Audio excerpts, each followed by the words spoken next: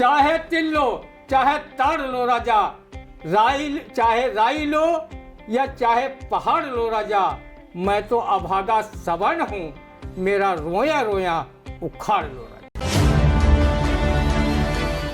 ऐसे थे अद्भुत सेनानी रण में शुद्ध से लड़ते थे, ऐसे थे अद्भुत सेनानी रण में शुद्ध से लड़ते थे, बतलाते जो हमें मार्ग उस पर खुद आगे बढ़ते थे।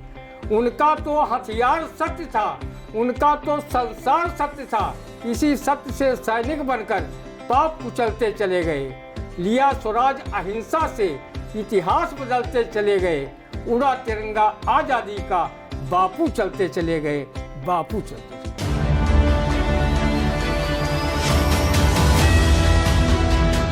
नमस्कार, स्वागत है आप सभी का आई इंडिया के खास कार्यक्रम रंदा में। खबरों पर रंदा चलाने के लिए आई इंडिया के स्टूडियो में मौजूद है वरिष्ठ पत्रकार, कवि एवं रंगकर्मी ज्ञान प्रकाश सिंह प्रतीक जी। तो प्रतीक जी, आपका बहुत बहुत स्वागत है आई इंडिया के स्टूडियो में।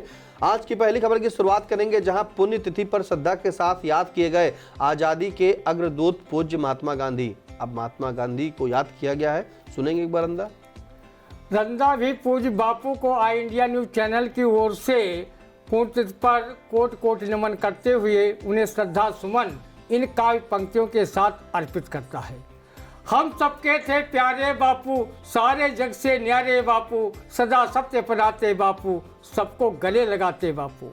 दक्षिण अफ्रीका और भारत को अंग्रेजों की दास्ता से मुक्त कराने में अपनी अहम भूमिका निभाने वाले राष्ट्रपिता महात्मा गांधी सत्य, अहिंसा और विश्व बंधुत्व के पुजारी थे। वो सिर्फ एक व्यक्ति नहीं थे, बल्कि वो अपने आप में एक जीवन दर्शन व विचार थे। वो आज़ादी की अलग जगह सीतापुर में 17-18 सितंबर 1925 को आए थे। यहाँ उन्होंने सीतापुर म्यूनसिपल बोर्ड में उनका स्वागत किया गया था। उनके स्वागत में 1 रुपये का खर्च आया था, जिस पर गांधी जी ने कहा था कि 1 रुपया के स्वागत में के खर्च में से बहुत से विकास के कार्य हो सकते हैं। इस उन्होंने आर्य समाज, प्रतिनिधि सभा व वैद्य सभा सहित सभाओं अन्य सभाओं को संबोधित कर अपने विचार व्यक्त किए थे। सीतापुर की जनसभा में उन्होंने कहा था कि मैं उसे हिंदू कभी नहीं मान सकता जो मुसलमानों व अन्य धर्मों के प्रति नफरत का भाव रखता हो। उन्होंने आज़ादी के लिए सीतापुर वासियों में खूब जोश खरोश भरा था। आज़ादी के बाद उन्होंने कोई भी पद लेने से इनकार कर दिया था। ऐसे महापुरुष को सिरफिरे नाथूराम गोडसे ने गोली मारकर 30 जनवरी 1948 को मौत की नींद सुला दिया था। आज भी गोडसेवादी विचारधारा के लोग महात्मा गांधी पर अनर्गल व तथ्यहीन भ्रामक बातें कहकर उनकी आलोचना करते हैं।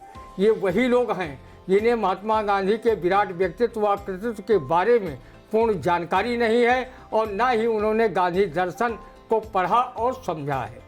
वो सिर्फ सुनी सुनाई भ्रामक बातों को सच मानकर ओछी टिप्पणी कर महापाप के भागी बन रहे हैं। हमारी सरकार भी मनरेगा जैसी योजना में महात्मा गांधी का नाम हटाकर उनके स्थान पर बीबीजी रामजी योजना चलाकर कोई बहुत अच्छा कार्य नहीं किया है। महात्मा गांधी के नाम को मिटाना कोई आसान काम नहीं है, क्योंकि वो एक विचारधारा हैं और विचारधारा को कभी मिटाया नहीं जा सकता। आपको स्मरण रहे कि जब गांधी जी की हत्या हुई थी, उस समय उनके सम्मान में दुनिया के 132 देशों ने अपने राष्ट्रध्वज झुका दिए थे। रंदा कृतज्ञ राष्ट्र की ओर से इन काव्य पंक्तियों से पूज्य बापू को श्रद्धा सुमन अर्पित करता है।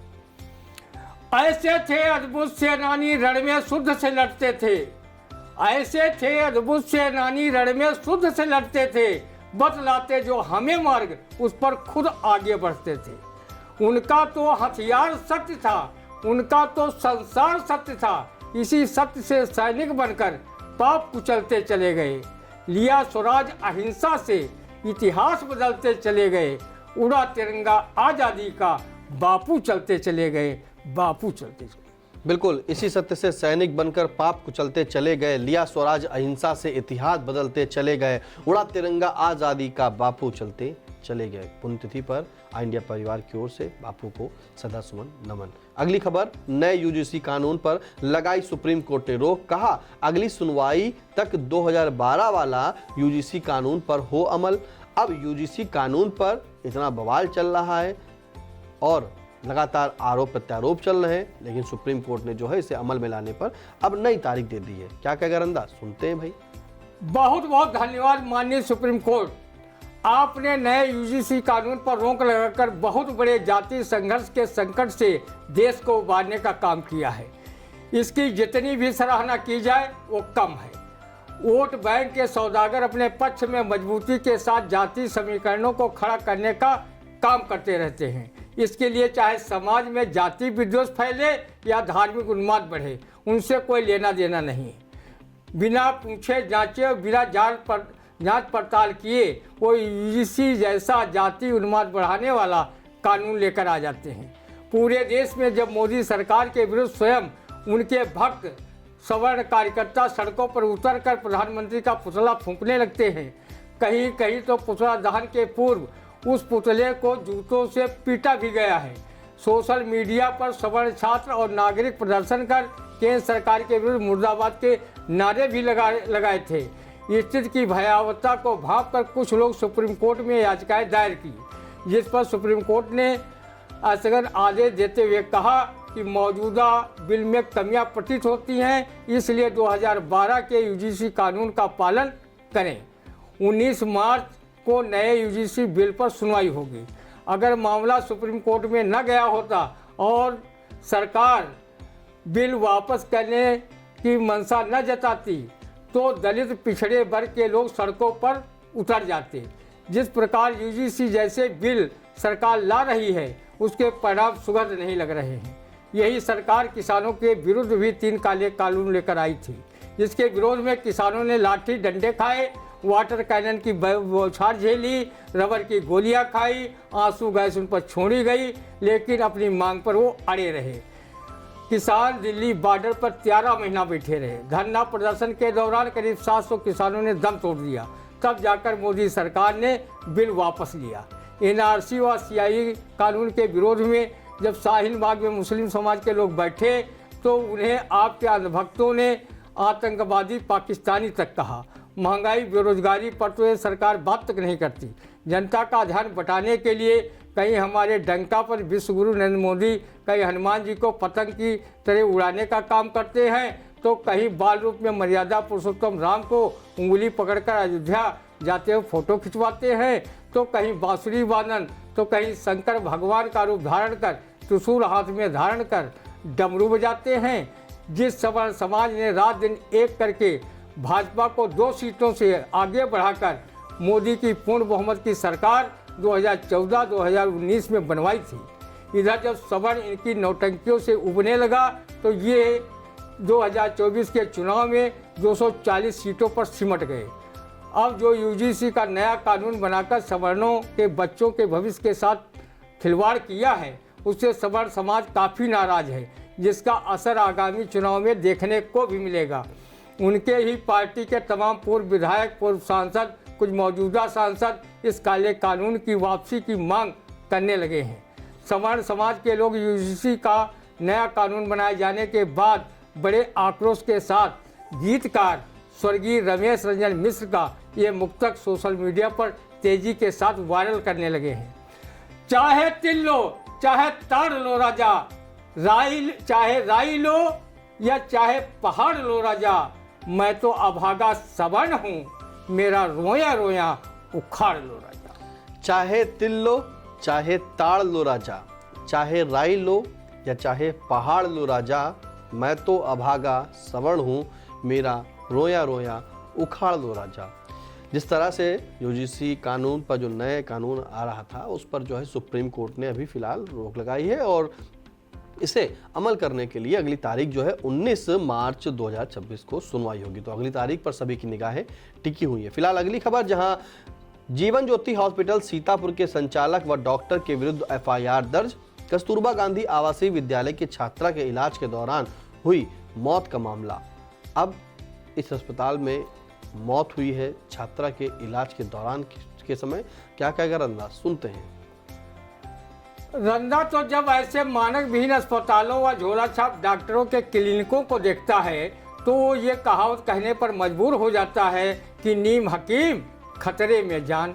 अगर इन मानक विहीन अस्पतालों को यमराज का सहयोगी मान लिया जाए तो कोई अतिशयोक्ति नहीं होगी।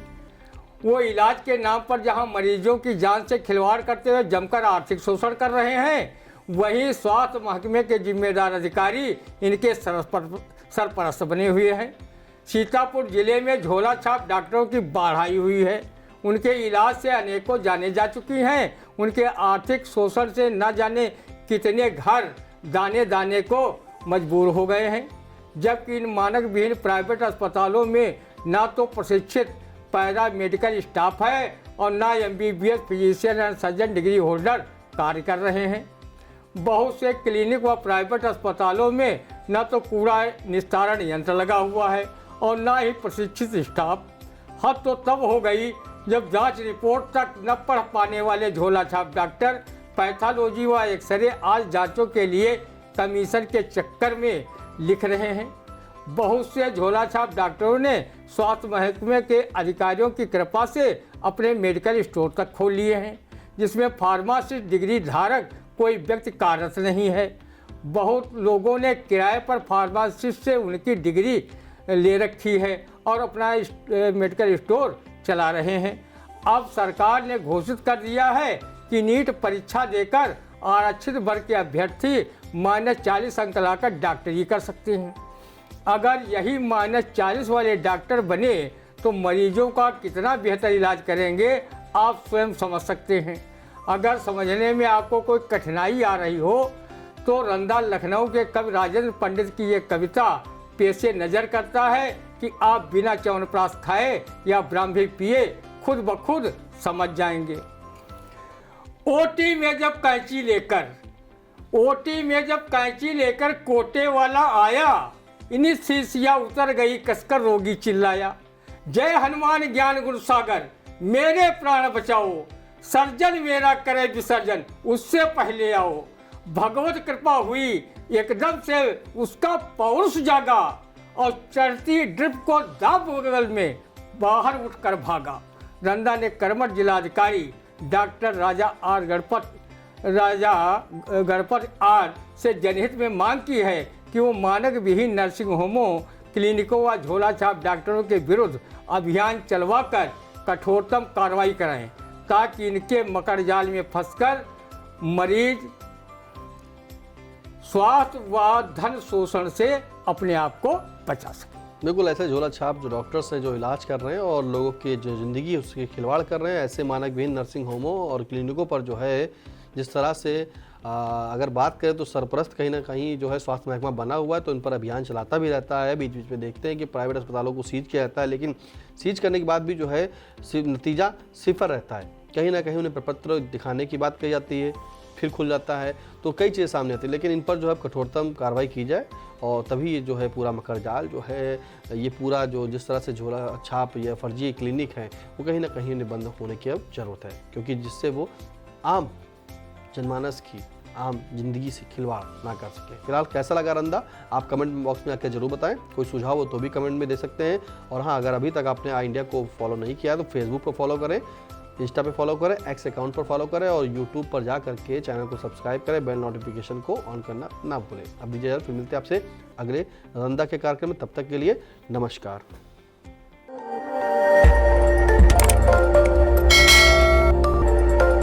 खबर आपकी, नजर हमारी। देखते रहिए आई इंडिया।